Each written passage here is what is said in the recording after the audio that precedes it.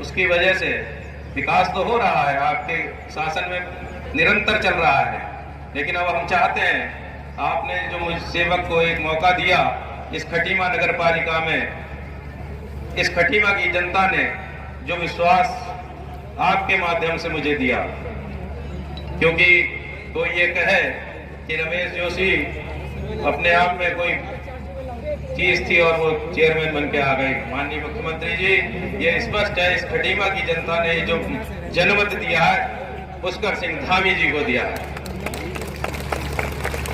और अब एक समय ऐसा आया है कि इस खटीमा की, जो कि आप मूलभूत समस्याओं से बिल्कुल अवगत हैं, क्योंकि आपका भी बचपन इस खटीमा में ही बीता है और हम सब लोग हुई इसी प्रांगण में, आप भी कभी खेले होंगे, हम भी कभी खेले हैं। और आज मेरा यहाँ पे कार्यक्रम रखने का भी एक उद्देश्य था कि हमें अपनी पुरानी यादें भी ताजा होनी चाहिए, जहाँ से हम लोग निकल करके आज इस स्थिति में पहुंचे। आप हमारे प्रदेश के मुखिया हैं और आने वाले समय में और भी अच्छे पदों पे जाएंगे। तो मेरा ज्यादा लंबे समय क्योंकि मैं आपका नहीं लूंगा, मान्यवर, हमारे शहर की समस्याओं से मैं, जैसा कि मैंने पहले भी कहा है कि मैं आप पूरी तरीके से परिचित हैं। हम चाहते हैं खटीमा नगर पालिका परिषद को ए ग्रेड का दर्जा आपके द्वारा दिया जाए। मान्यवर, दूसरी जो समस्या हमारे क्षेत्र की नगर पालिका परिषद में सड़कों का अभाव है। मैं बीच में मान्यवर गया था चुनाव के प्रचार के दौरान, 18 से 20 किलोमीटर प्रतिदिन में पैदल चलता था, तो मुझे पता है, वैसे तो आप भी अवगत हैं, लेकिन मैंने जब सीमा वृद्धि के बाद उन क्षेत्रों को देखा तो 200-200 मीटर 300-300 मीटर की जो सड़कें हैं बिल्कुल चलने लायक नहीं है। गाड़ी खड़ी करने के बाद भी आपको इतना पैदल चलना ही चलना है, कीचड़ युक्त है। तो मान्यवर, हम चाहते हैं इस खटीमा में 100 किलोमीटर कम से कम टाइल्स रोड दी जाए। मान्यवर, तीसरी हमारी समस्या, जो हमारे जो ग्रामीण क्षेत्र अब इस खटीमा में जुड़े हैं और वो हॉट मिक्स प्लांट की चाहत रखते हैं, वो चाहते हैं कि हम 100 किलोमीटर हॉट मिक्स रोड की आवश्यकता है। मान्यवर, आप भी जानते हैं और हमें भी पता है कि ये कैसे दूर होंगे, और आप करने में सक्षम है और हम मांगने में आपसे सबसे आगे हैं। हम मांगेंगे और हम आपसे लेंगे। मान्यवर, 2025 की जनसंख्या के आधार पर हमारे यहाँ पर्यावरण मित्रों की बड़ी संख्या कम है। हमारे यहाँ सिर्फ 104 के आसपास पर्यावरण मित्र हैं और 20 वार्ड, उन 20 वार्डों में इतनी समस्या है कि मैं जब से मैंने पदभार संभाला है मान्यवर, मुझे पूरा सहयोग हमारे सफाई मित्रों से, पर्यावरण मित्रों से मिला है और हमने इस खटीमा के कोने को साफ करने का एक निर्णय लिया है, जिसमें वो लोग भी मुझे सहयोग कर रहे हैं। और मैं चाहता हूं कि यथाशीघ्र कम से कम 200 पर्यावरण मित्रों को हमें और आप देने की कोशिश करेंगे, जिससे हम नगर की जो हमारी वास्तविक में मूल समस्या होती है नगर पालिकाओं की, सफाई की व्यवस्था, उसको हम दुरुस्त करने में आपके माध्यम से चाहेंगे कि ये भी मांग हमारी पूरी हो। मान्यवर, खटीमा में आपने देखा ही है, क्योंकि आपसे कोई चीज छिपी भी नहीं है, आप जानते हैं इस खटीमा के हर हालात को, और आप पिछले 20-25 वर्षों से लगातार खटीमा को देखते आ रहे हैं और इसमें विद्युत पोलों की बड़ी आवश्यकता पड़ती है। और मैं मान्यवर आपसे अनुरोध करूंगा कि कम से कम 1000 विद्युत पोल नगर पालिका को दिए जाए, जहां आवश्यकता हो उनको हम लगवा सके। मान्यवर, जैसा कि आपके ये ड्रीम प्रोजेक्टों में भी है कि खटीमा का ऐठा और खतरा नाले, इनको कवर करके इन पे वेंडर जोन बनाने की आवश्यकता है, जिससे हमारे यहाँ के खटीमा के अतिक्रमण की समस्या का समाधान हो सके। मान्यवर, ये सब खटीमा की आवश्यकता है और आप इससे भली भांति परिचित हैं। और आज हमें लगता है इस खटीमा की महान जनता को यह एहसास हो गया है कि अब खटीमा का विकास संभव है और हम सब लोग मिलकर के इस खटीमा को बड़ी नई ऊंचाई पे ले जाने का प्रयास करेंगे। मान्यवर, पालिका सीमा अंतर्गत के अंतर्गत अभी वन भूमि खाली पड़ी हुई है, बीच बाजार में है। हम चाहते हैं कि साहब उसका 4 दीवारी कर बहुउपयोगी पार्क का निर्माण कर दिया गया है, जिससे कि हमारे बुजुर्गों को, बच्चों को अनेक प्रकार की सुविधाएं उससे उपलब्ध हो सके।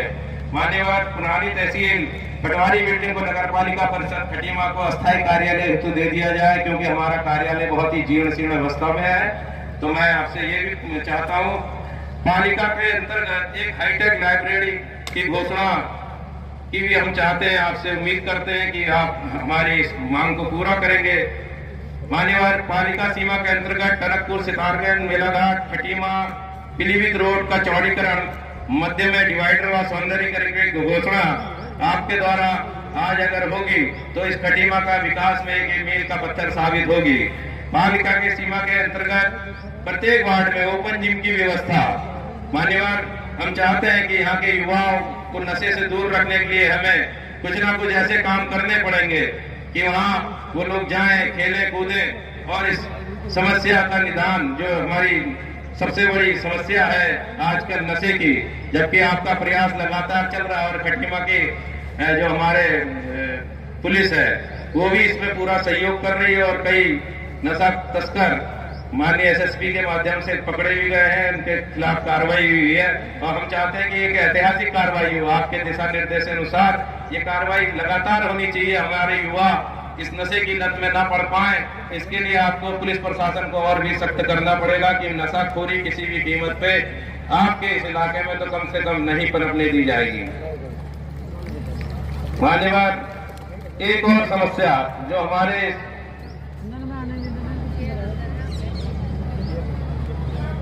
मान्यवर पालिका सीमा के अंतर्गत national institute of technology college बनवाए जाने की व्यवस्था आप करेंगे, जिससे यहाँ के क्षेत्र के अनवरत विकास की जो हम योजनाएं समझ रहे हैं, बना रहे हैं, वो सारी योजनाएं एनआईटी कॉलेज अगर आप खटीमा को दे देंगे तो मैं समझता हूँ प्रत्यक्ष अप्रत्यक्ष टेक्नोलॉजी कॉलेज बनवाए जाने की व्यवस्था आप करेंगे, जिससे यहाँ के क्षेत्र के अनवरत विकास की जो हम योजनाएं समझ रहे हैं, बना रहे हैं, वो सारी योजनाएं एनआईटी कॉलेज अगर आप खटीमा को दे देंगे तो मैं समझता हूँ प्रत्यक्ष अप्रत्यक्ष रूप से हजारों लोगों को रोजगार मिलेगा।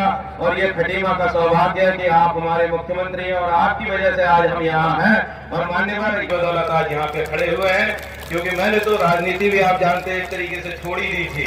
आप ही ने मुझे दोबारा से प्रेरित किया और यहाँ तक लाए हैं। मैं आपका आजीवन आभारी रहूंगा। और मैं आप बड़ी माला से सभी सभासद और राहुल सक्सेना, मेहताब राजा और करण यादव एक बार स्वागत करेंगे बड़ी माला से माननीय मुख्यमंत्री जी का।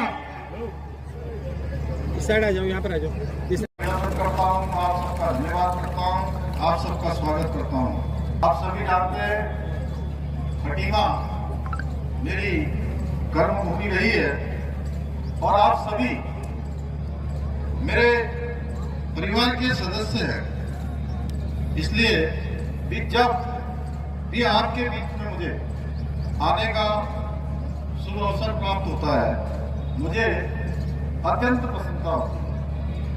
थोड़ा आने में जरूर मुझे लगभग 1 घंटे का विलंब हो गया, क्योंकि आज प्रातःकाल में देहरादून से चला था और देहरादून में आज राजभवन में केदारनाथ में जो इस वर्ष 2024 में जो आपदा आई थी, उस आपदा पर आज एक कॉफी टेबल और आगे का डिजास्टर मैनेजमेंट का क्विक रिस्पांस सिस्टम पर एक आप लोकार्पण कार्यक्रम माननीय राज्यपाल महोदय के साथ था।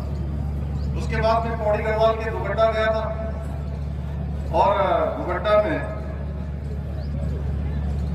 भारत के स्वतंत्रता संग्राम के नायक चंद्रशेखर आजाद जी और भवानी सिंह रावत जी उस क्षेत्र में चंद्रशेखर आजाद जी आए थे, तो उनका आज मेला प्रारंभ वहां पर होता है।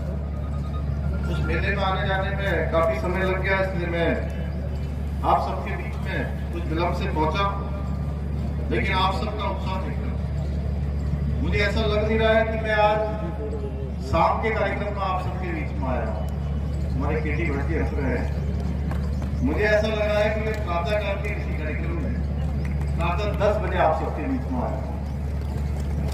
आप सबका जोश देखकर, आप सबका उत्साह देखकर, आप सब लोगों ने जिस प्रकार मेरा अभिनंदन किया, परंतु जिस प्रकार से आप सभी ने निकाय चुनाव में खटीमा में भाजपा का परचम लहराया, खटीमा में ही अभी अगर मैं पिथौरागढ़ से शुरू करूं तो पिथौरागढ़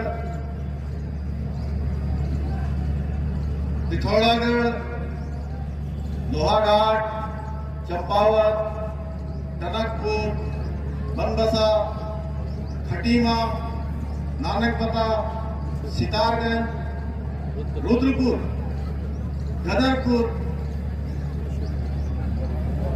दिनेशपुर और काशीपुर के नगर निगम के हमारे बैठे हुए हैं, सुल्तानपुर पट्टी, और उसके बाद आगे चले जाएंगे तो हरिद्वार, गोईवाला, देहरादून, हरगढ़पुर, पूरा जो नेशनल हाईवे 74 और नेशनल हाईवे 125, पूरे इस रास्ते पर उत्तराखंड की जनता ने आप सबके साथ साथ खटीमा के साथ साथ कमल खिला दिया। भाजपा का परचम रहा है, उसके लिए मैं ही नहीं, मेरा अभिनंदन नहीं, बल्कि सही में अभिनंदन के असली हकदार आप सब हैं। मैं आप सबका अभिनंदन करता हूं। खटीमा नगर पालिका में सभासद से लेकर अध्यक्ष पद के चुनाव में भाजपा का कमल खिलाने के लिए मैं आप सभी का हृदय से धन्यवाद करता हूं, आप सबका अभिनंदन करता हूं। भाइयों बहनों, भारतीय प्रधानमंत्री श्री नरेंद्र मोदी जी के मार्गदर्शन एवं उनके सहयोग से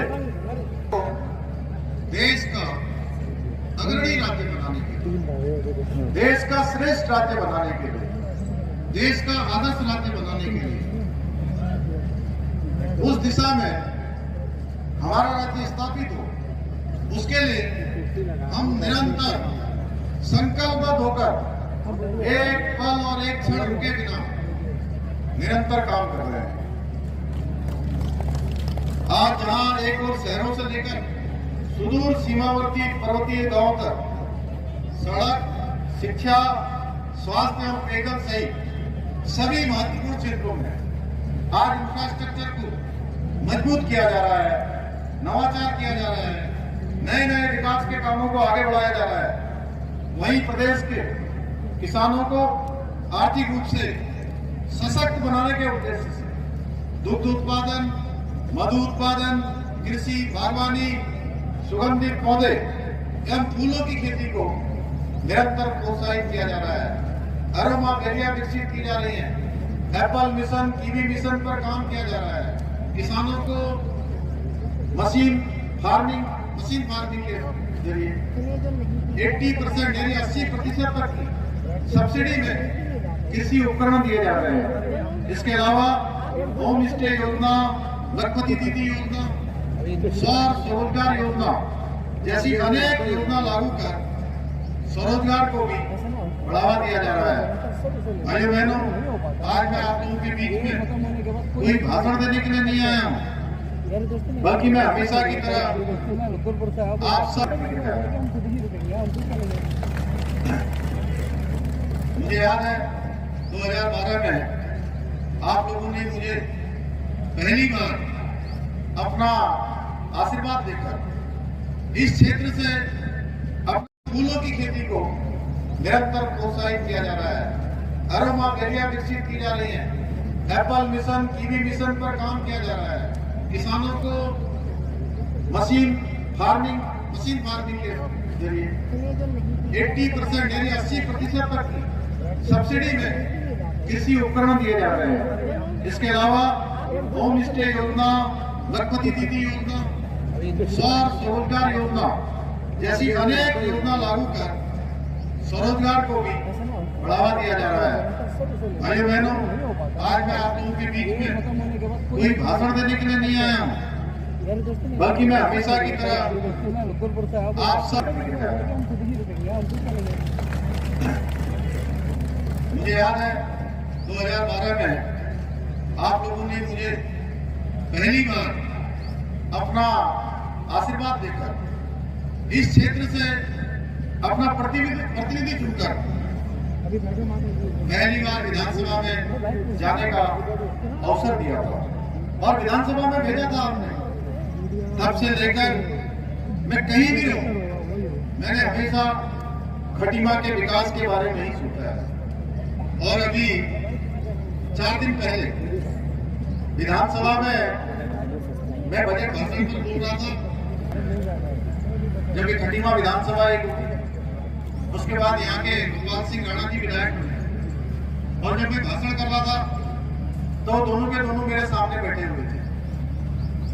तो मुझसे वो आपदा के संबंध में कोई बात कर रहे थे, जो आपदा का हम लोगों ने यहाँ पर अनेक प्रकार से जो भी हमारे आपदा प्रबंधन विभाग के द्वारा, प्रशासन के द्वारा जो सहायता राशि की बात थी, आप सबको पता है। उस समय में स्वयं आपदा के समय में मैं यहाँ आया था और पूरे क्षेत्र का मैंने दौरा किया था। जो भीषण आपदा, अतिवृष्टि आई थी, बड़ा जल भराव यहाँ पर।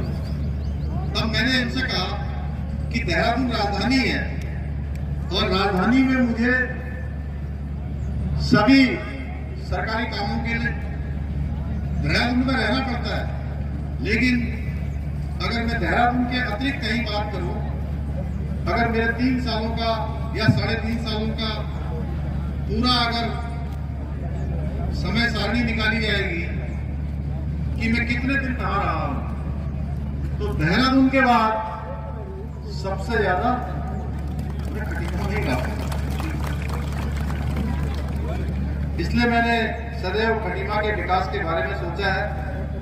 कुछ लोग यहाँ पर ये भी सोचते होंगे कि मैं एक बार यहाँ से विधानसभा में पराजित हो गया और पराजित होने के बाद मैं यहाँ के लोगों से नाराज हो जाऊंगा या यहाँ के लोगों को भूल जाऊंगा।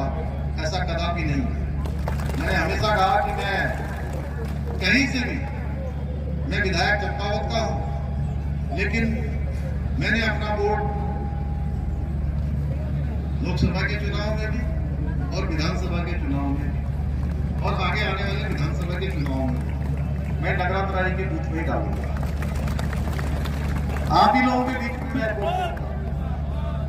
परंतु मैं आज आप सबसे कहना चाहता हूं कि चुनाव राजनीति में जीत हार लगी रहती है, पर आपके और मेरे बीच में जो आपसी अपनत्व है, जो प्रेम की भावना है, वो कभी कम नहीं हो सकती है, वो कभी नहीं बदल सकती है। ये अनवरत रूप से जैसी थी उसी प्रकार ये प्रेम आपके साथ मेरा बना रहेगा। आप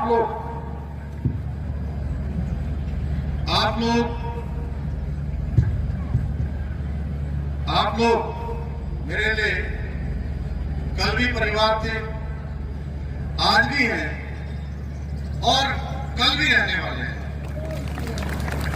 पहले थे, हैं और हमेशा रहने वाले हैं।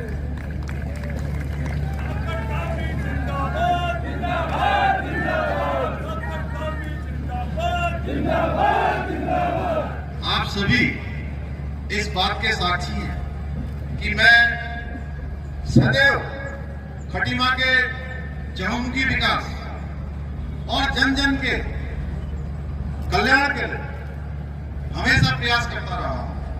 हमेशा से मेरा प्रयास रहता है और उसी का परिणाम है। मैं पहली बार जब विधानसभा में आप सब लोगों ने मुझे यहां से प्रतिनिधि बनाकर भेजा था, तो मैंने कभी कोई बहाना नहीं बनाया कि मेरी सरकार नहीं। उस समय सरकार कांग्रेस पार्टी की मेरे अनेक सड़कें और लंबे समय से रुके हुए काम, लंबे समय से जिसकी प्रतीक्षा थी, मैं देखूं यहां से नौसर, मंडिया, भरचूरी, जादवपुर, सुनपहर, दुलानी, ये पूरे बड़े क्षेत्र को